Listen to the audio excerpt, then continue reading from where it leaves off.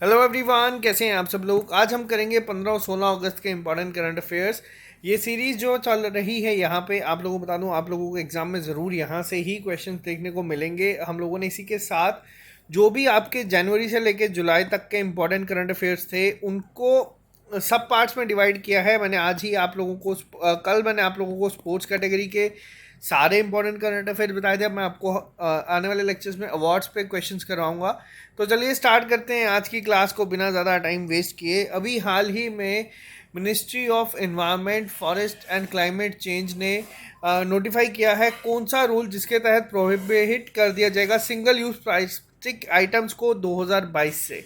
अब ये चीज़ दो चीज़ों में आपको याद रखनी है। पहली चीज़ क्या है, कौन सी मिनिस्ट्री ने किया है, और दूसरी चीज़ है ये डेडलाइन, यानी कि 2022 तक सिंगल यूज़ प्लास्टिक को बैन कर दिया जाएगा। तो ये किस रूल के तहत किया गया है, तो ये किया गया है plastic waste management amendment rules 2021 के तहत। तो ये पॉइंट आप लोगों को याद रखना है, एग्ज़ाम में आप लोगों को पूछा जाएगा, बहुत इंपॉर्टेंट है। जो डेडलाइन है उसको आप लोगों को याद रखना है। इस समय यूनियन मिनिस्टर कौन है इसके, तो वो है भूपेंद्र यादव जी।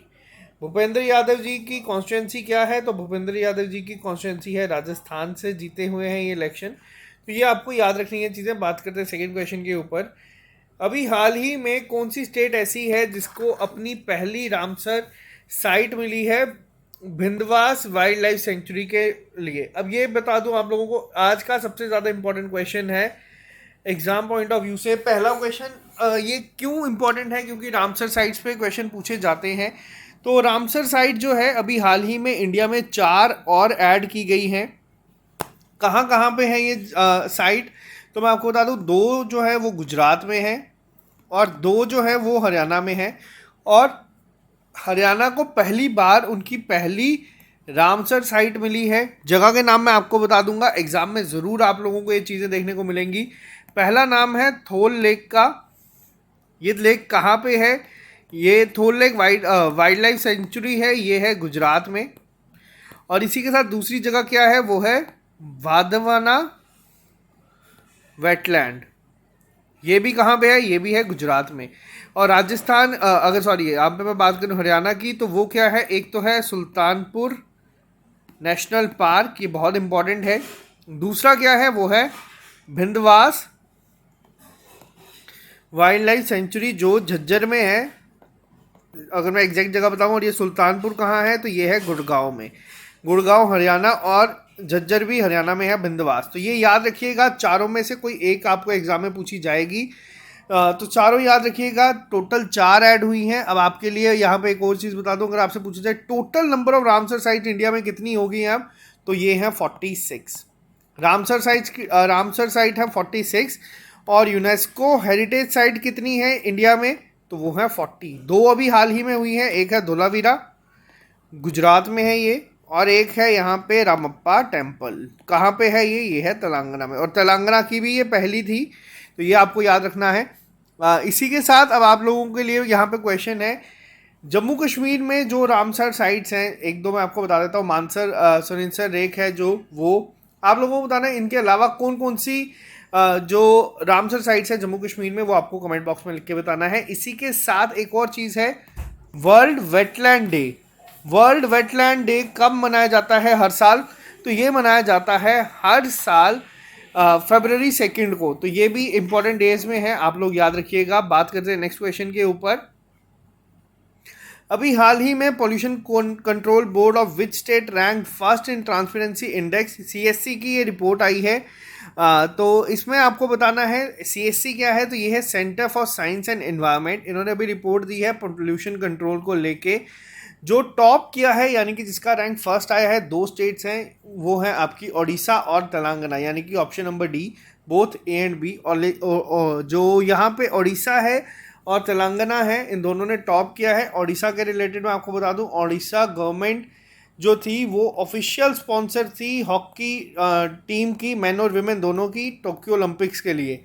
और मेन हॉकी टीम ने ब्रॉन्ज मेडल भी जीता है। तो ये आपको याद रखना है। कई बार पूछा जा सकता है कि स्पॉन्सर कौन थे, तो वो थे ओडिशा और तेलंगाना जो है, दोनों को 67 पॉइंट मिले हैं, इसीलिए ये दोनों टॉप पे हैं। सीएससी का हेडक्वार्टर्स कहाँ पे है, तो ये है आपका न्यू दिल्ली में।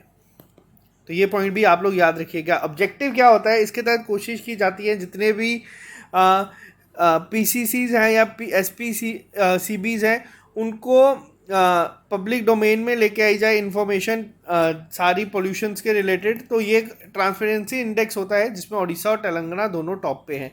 बात करते हैं नेक्स्ट क्वेश्चन के ऊपर। मोस्ट इंपॉर्टेंट क्वेश्चन है ये भी आज का। 7th IBSA एकेडमिक फोरम अभी हाल ही में वर्चुअली कंडक्ट करवाई गई है। किस मिनिस्ट्री के द्वारा ये कंडक्ट करवाई गई है? तो जो ये मीटिंग है, पहले मैं आपको यहाँ पे एक छोटी सी चीज़ बता दूँ। IBSA ये क्या है आप लोगों को पता है? ब्रिक्स का ही आप लोग मान सकते हैं ये एक पार्ट है जिसमें रशिया और चाइना नहीं है। इसमें इंडिया है, ब्राज़ील है और साउथ अफ्रीका है। 3 कंट्रीज़ हैं यहाँ पे।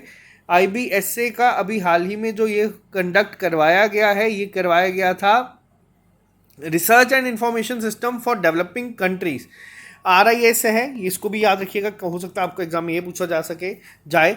Research and information system for developing countries, ये किसके अंडर काम करता है? तो ये करता है मिनिस्ट्री ऑफ एक्सटर्नल अफेयर्स के अंडर।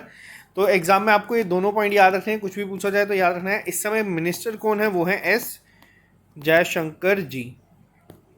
इन्हीं के साथ साथ ministry of home affairs Amit Shah के पास है। अमित शाह ही इस समय कोऑपरेशन मिनिस्टर भी हैं, ये भी याद रखिएगा। अभी हाल ही में रिसेंटली एडेड मिनिस्ट्री है ministry of earth environment forest and climate change के, मैंने आपको बताया भूपेंद्र यादव हैं। मिनिस्ट्री ऑफ डिफेंस के हैं राजनाथ सिंह। तो ये चारों नाम याद रखिएगा। बात करते हैं नेक्स्ट क्वेश्चन के ऊपर। अभी हाल ही में कौन सी एजेंसी ऐसी है जिन्होंने इंटरनेशनल क्लाइमेट समिट को ऑर्गेनाइजर बनने की बात की है? तो कौन होगा जो ऑर्गेनाइजर होगा इंटरनेशनल क्लाइमेट समिट 2021 का? तो ये होगा इन्वेस्ट इंडिया। याद रखिएगा, बहुत इंपॉर्टेंट पॉइंट होगा यहाँ पे, क्योंकि जो भी चीज़ आप लोगों के क्लाइमेट के रिलेटेड होती है वो अपने आप में काफ़ी ज़्यादा इंपॉर्टेंट हो जाती है। तो इस पॉइंट को याद रखिएगा। तो ये बात करते हैं नेक्स्ट क्वेश्चन के ऊपर।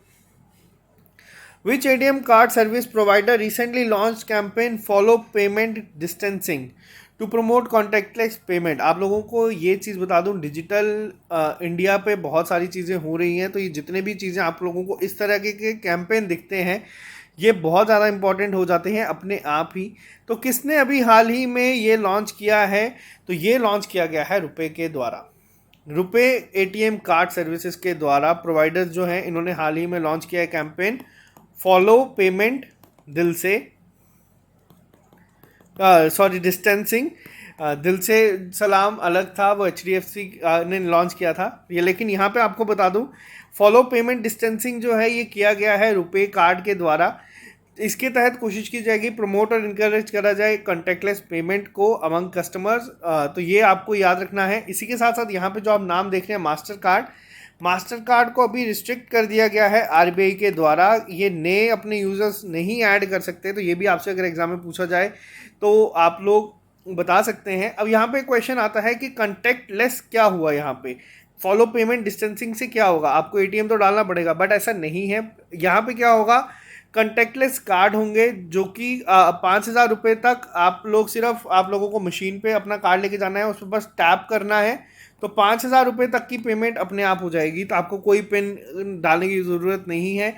रुपए जो है ये first of its kind global card payment network है। किस कंट्री का है ये? तो ये इंडिया का है। इसके पीछे मेन इंपॉर्टेंट ऑर्गेनाइजेशन कौन है जो काम करती है? वो है NPCI, यानी कि national payment cooperation of India. 2008 में बनाई गई थी, मुंबई महाराष्ट्र में इसका हेडक्वार्टर है। और जो CEO हैं उनका नाम याद रखिएगा, दिलीप असबे जी इनके CEO हैं। तो ये है इंपॉर्टेंट। बात करते हैं नेक्स्ट क्वेश्चन के ऊपर।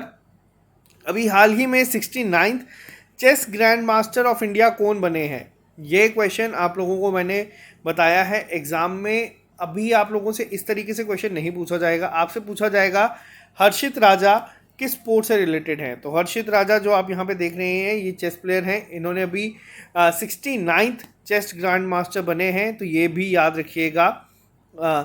अब यहाँ पे जो ग्रैंड मास्टर का टाइटल है ये देता कौन है? अगर आपसे कोई क्वेश्चन पूछे तो ये देता है FIDE। अब FIDE क्या है? तो ये है इंटरनेशनल चेस फेडरेशन, ये देता है हर साल। इसका हेडक्वार्टर कहाँ पे है? तो इसका हेडक्वार्टर है लॉसेन, स्विट्ज़रलैंड में। तो ये आप लोग याद रखिएगा। बात करते हैं नेक्स्ट क्वेश्चन के ऊपर।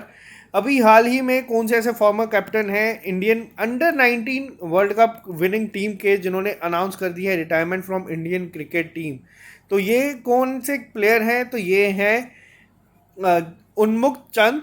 ये वर्ल्ड कप विनिंग टीम के कैप्टन थे जो अंडर 19 की थी। इन्होंने रिटायरमेंट ले ली है ये। अब जो चंद है ये कहाँ पे खेलेंगे? तो ये यूएसए मेजर लीग में खेलेंगे। तो ये भी याद रखना है, इन्होंने 3 साल की डील साइन की है। तो ये बहुत ही इंपॉर्टेंट होगा आप लोगों के लिए। इनकी एक बुक भी है, यानी कि इन्होंने एक बुक लॉन्च की थी अपनी, जिसमें इन्होंने अंडर 19 क्रिकेट वर्ल्ड कप की मेमोरीज के बारे में बताया था। उसका नाम भी याद रखिएगा, the sky is the limit. तो हो सकता है आपसे ये भी पूछा जा सके एग्ज़ाम में, तो ये भी इम्पॉर्टेंट है। बात करते हैं नेक्स्ट क्वेश्चन के ऊपर।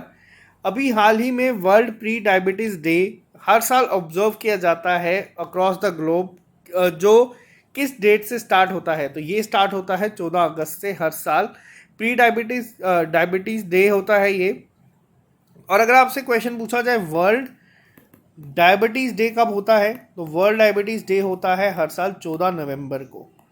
तो ये भी याद रखिएगा, बहुत ज़्यादा इंपॉर्टेंट है एग्जाम पॉइंट ऑफ व्यू से। बात करते हैं नेक्स्ट क्वेश्चन पे। ये क्वेश्चन भी आपके एग्जाम पॉइंट ऑफ व्यू से काफ़ी इंपॉर्टेंट है, क्योंकि आप लोगों को पता है 15 अगस्त को मनाया जाता है इंडिपेंडेंस डे के रूप में। बट प्रधानमंत्री नरेंद्र मोदी जी ने कहा था 14 अगस्त को किस डे के नाम पे एक्नॉलेज किया जाएगा, ताकि जितनी भी डिफ़िकल्टी फेस की गई थी इंडियंस के द्वारा ड्यूरिंग पार्टीशन ऑफ इंडिया, तो ये किस नाम से जाना जाएगा? तो ये जाना जाएगा पार्टीशन हॉरर रिमेम्बरेंस डे। तो ये जो चीज़ है 15 अगस्त का जश्न अपनी तरफ अलग है, बट जो चीज़ें 14 अगस्त या 15 अगस्त को हुई थी ये कोई नहीं बुला सकता जिनके भी घर पे ग्रैंड पेरेंट्स हैं, क्योंकि मैंने ये चीज़ें सुनी हैं। मेरे जो दादी थे वो उन्होंने भी इस टाइम को देखा था।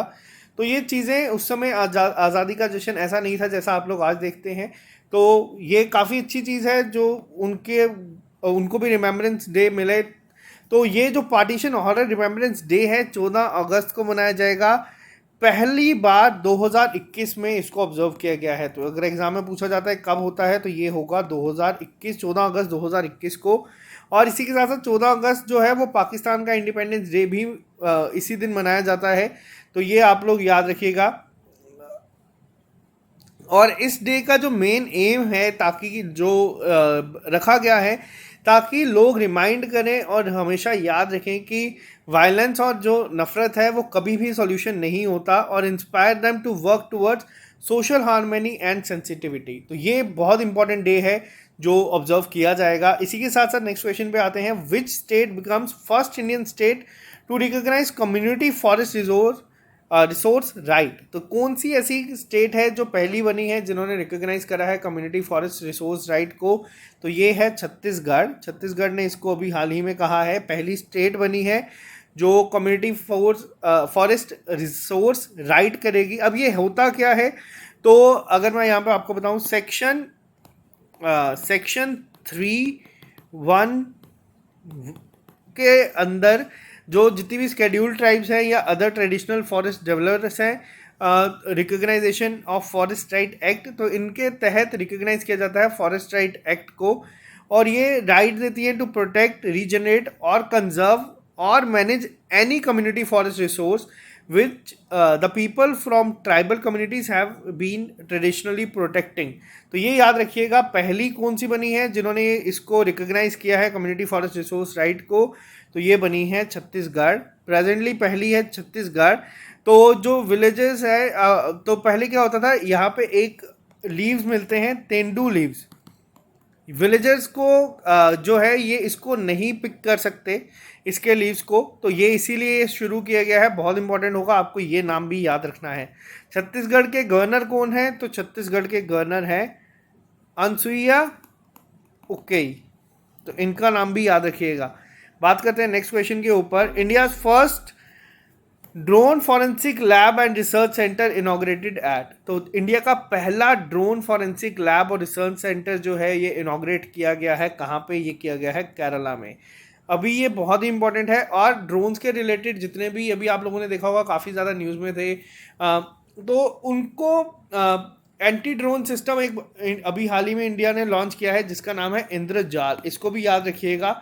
दोनों चीज़ें एग्जाम में पूछी जा सकती हैं। तो ये थे आज के इंपॉर्टेंट करंट अफेयर्स। अगर आपको वीडियो पसंद आती है आप इस वीडियो को लाइक करिए करें, ताकि हम लोगों को भी मोटिवेशन मिले, हम लोग आपको लिए लेक्चर्स लेके आते रहें। तो आज के लिए सिर्फ इतना ही, मिलते हैं आप लोगों से कल नए लेक्चर के साथ। दीजिए इजाज़त, bye bye, take care, all the best.